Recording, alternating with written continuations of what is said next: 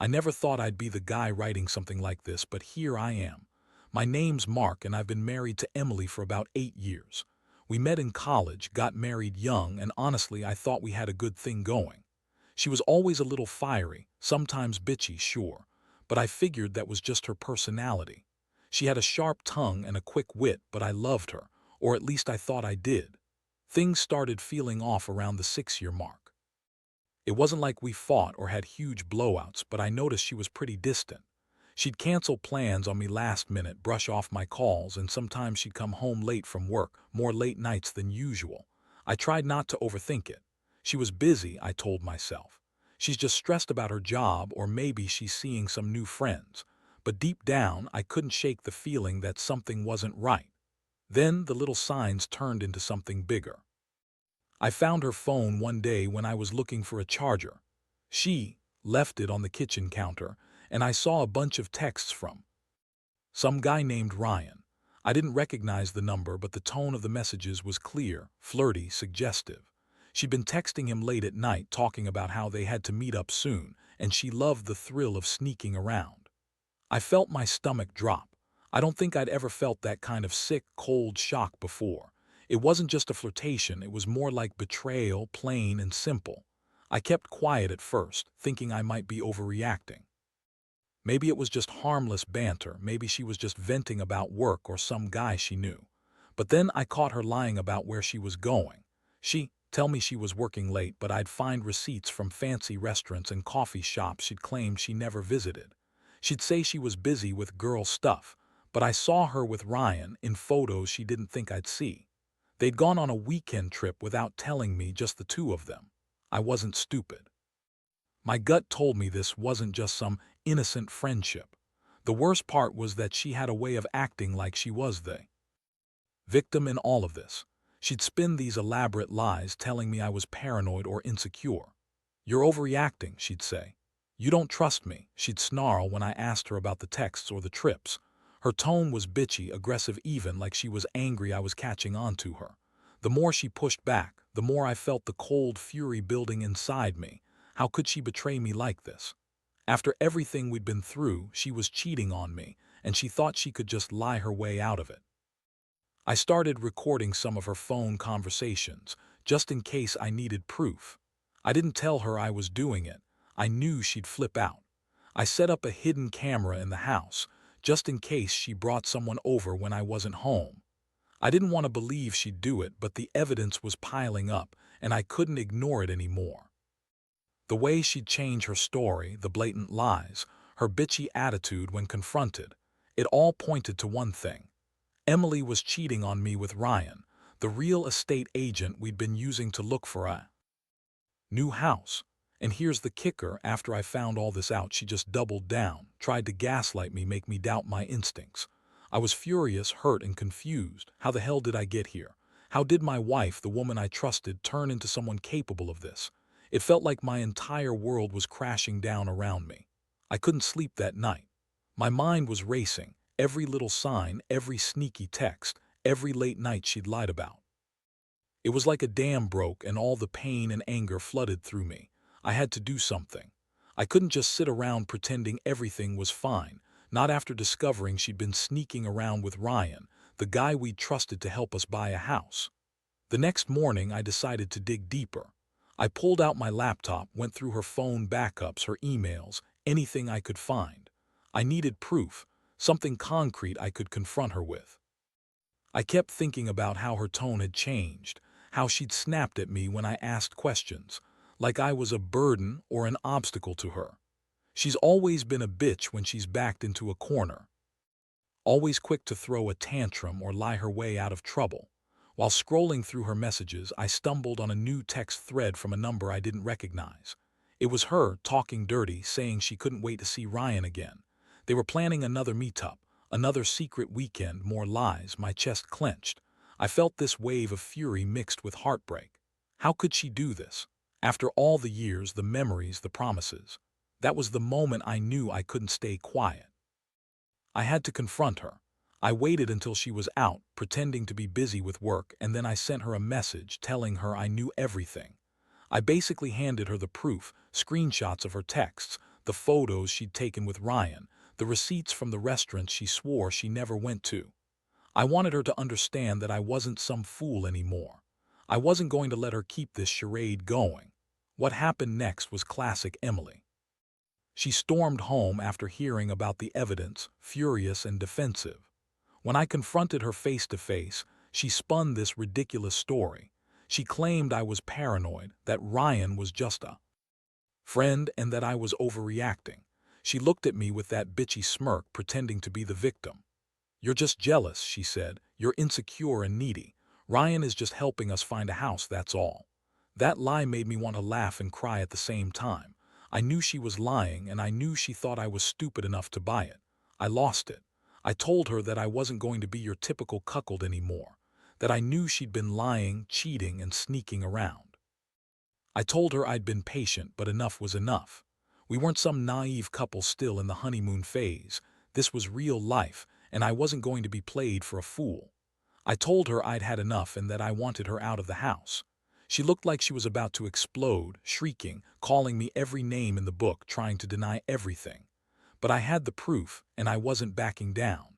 The emotional roller coaster hit new heights then. I felt devastated, furious, betrayed, like my trust had been shattered into a million tiny pieces.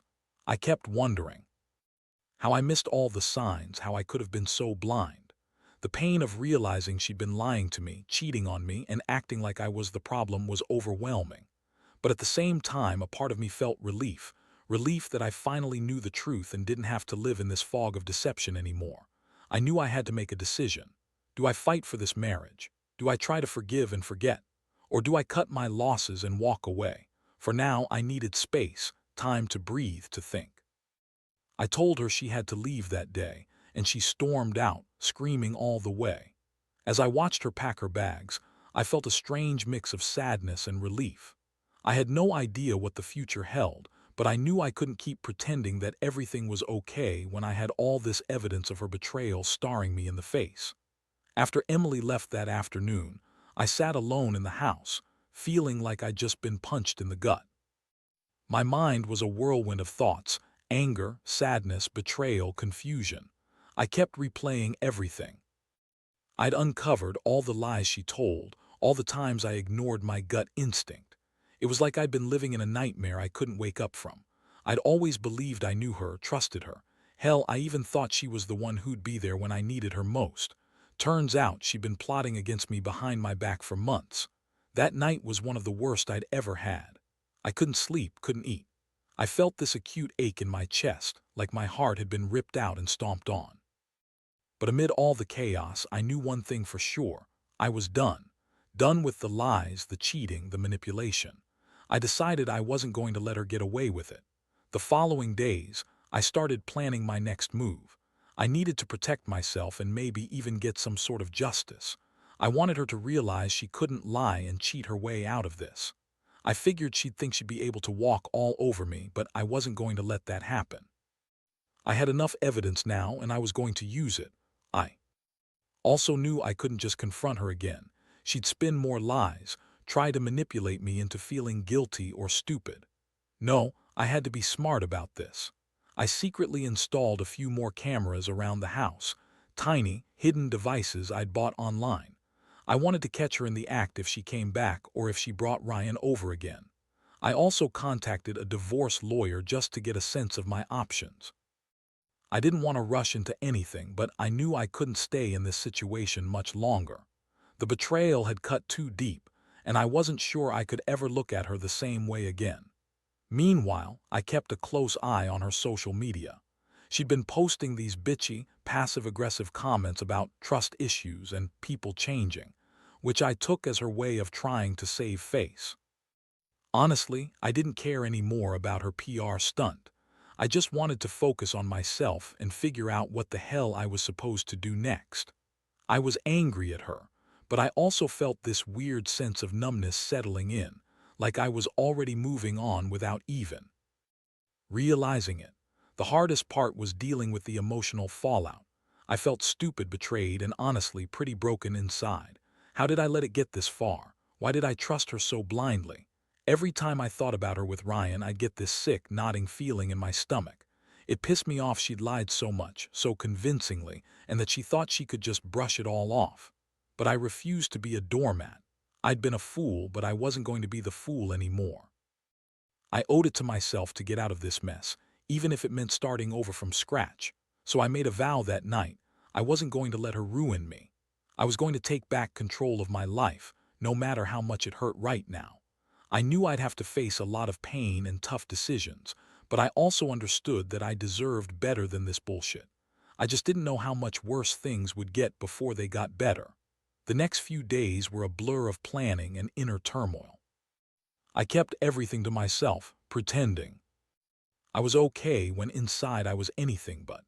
Every time I saw her things still scattered around the house, I felt a fresh wave of rage. It was like she had completely erased the woman I thought I knew, replaced her with this manipulative stranger who lied and cheated her way through her life. I couldn't believe I'd been so blind for so long. One night, I decided I'd had enough of sitting around waiting for her to come back or for something to happen. I wanted to get some clarity, so I set up the cameras and listened to the recordings I'd made of her phone calls. I couldn't believe what I heard. She wasn't just cheating. She was downright reckless about it. She'd coordinate with Ryan about sneaking over, talking about how hot they'd be when they finally got caught. She'd even brag about how good she was at hiding their affair from me. Listening to her trash talk me, describing how he's so stupid for trusting her, made my blood boil. That night I made the decision. I was done waiting around. I was going to confront her again, this time with everything I had. I knew. She'd spin more lies, but I didn't care. I needed her to see that I wasn't a fool anymore. She had to face the consequences of her actions. I waited until she was supposed to be at some girl's night, and then I called her. I told her to come over, that I wanted to talk. She was reluctant, but I told her I had something important to show her. When she arrived, she looked annoyed, probably because she knew I had the upper hand. I played her the recordings, the messages, the receipts, all of it. Sat there stunned at first, then furious. Her face twisted into this sneer, trying to deny everything.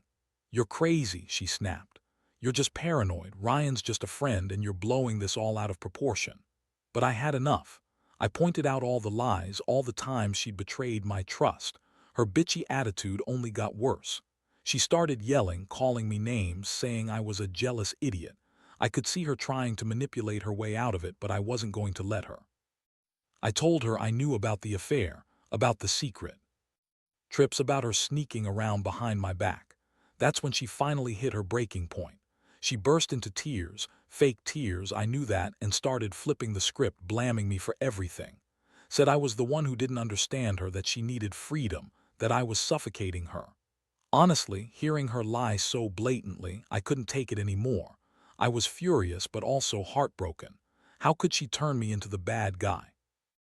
I felt like I'd been punched again, but this time it was by her words. I told her she had to leave immediately, that I wanted her out of my life, out of the house. She screamed, threw a tantrum, threatened to ruin me, but I just stood my ground. I knew I'd made the right choice, even if it hurt like hell. That night I slept in the guest room, feeling cold and hollow. The house was empty without her, and I couldn't shake the feeling that my world had shifted forever. The betrayal cut so deep, I wondered if I'd ever trust anyone again. But I also felt this strange sense of relief. I'd finally cut the cord. No more lies, no more bullshit. I was starting to see that I deserved better, no matter how much this hurt right now. It was the beginning of the end of the nightmare I'd been living in. The days after she left felt like a slow descent into some kind of strange clarity. I spent hours staring at the empty space where she used to be, trying to process everything that had happened.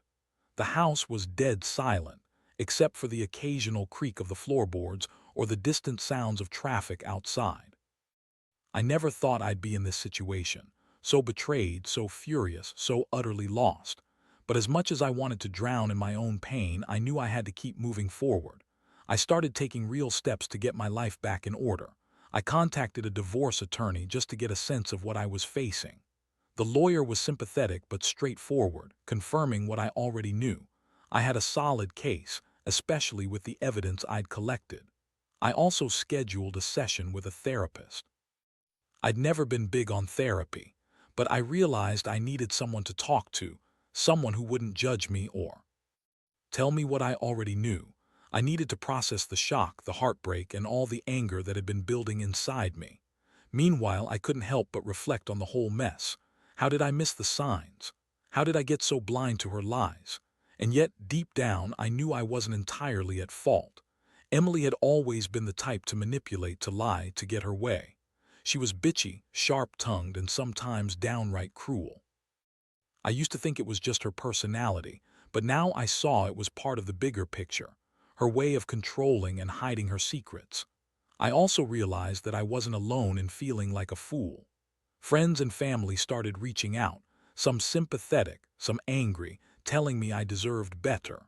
A couple of friends even told me they saw her with Ryan a few times, small hints I'd missed, little things she'd said that didn't quite add up. It was painful to admit I ignored the signs, but it was also a relief to finally see the full picture.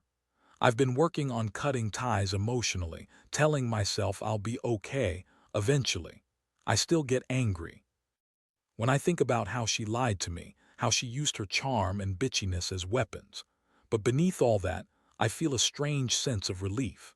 It's like I've been carrying this heavy weight for so long, and now, finally, I can breathe again.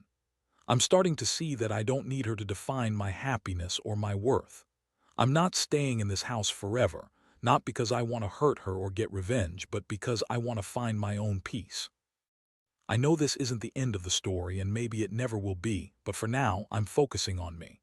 I'm going to get out of this mess, rebuild my life, and maybe, just maybe, find someone who actually respects me. The betrayal still stings, but I refuse to let it break me. I've learned that sometimes the hardest lessons are what teach you the most. And honestly, I think I'm finally starting to understand what I deserve, something better than all this lies and betrayal. Looking back on everything now, I realize that I've come a long way from the guy who was blindsided, betrayed, and broken. It's been a brutal ride, no doubt about it. But I've learned some hard truths about trust, about people's true colors, and about myself. Emily's betrayal cut deep, but it also forced me to confront my own resilience. I've learned to stand up for myself, to see through lies, and to understand that sometimes walking away is the only way to save what's left of your sanity. Since she left, I've been focused on rebuilding my life from the ground up. I've thrown myself into work, spent more time with friends, and started therapy. I've also been cautious, more guarded than before, sure, but I'm slowly rediscovering what genuine trust feels like. I don't regret the pain because it made me realize my worth. I don't regret confronting her either because I refuse to be anyone's fool. Most importantly, I've learned that revenge isn't about hurting her, at least not anymore. It's about reclaiming myself, my dignity, and my happiness. I didn't want to be the guy who gets played and stays silent. I wanted to be the guy who takes control, who faces his pain, and who moves on stronger.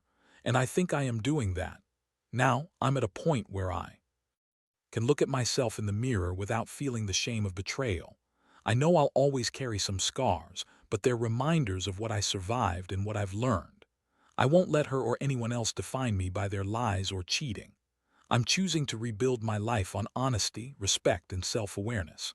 To anyone out there who's going through something similar, trust me, it hurts like hell. You'll feel like you're broken beyond repair, like the betrayal is going to swallow you whole. But you're stronger than you think.